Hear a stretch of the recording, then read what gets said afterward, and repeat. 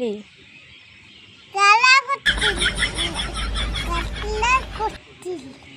খেলা করছিলি? শুধু খেলা, আর কিচ্ছু করিস নি? কি করছিস?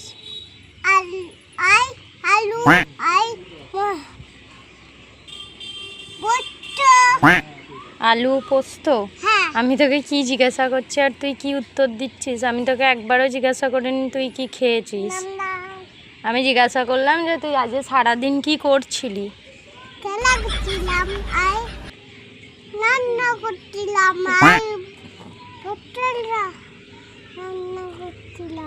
ও রান্না করছিলি আর খেলা করছিলি? রান্না আর খেলা করলেই হয়ে যাবে? হ্যাঁ কি রে, তোকে আমি আগের দিন বললাম না যে তুই গরু চড়াবি?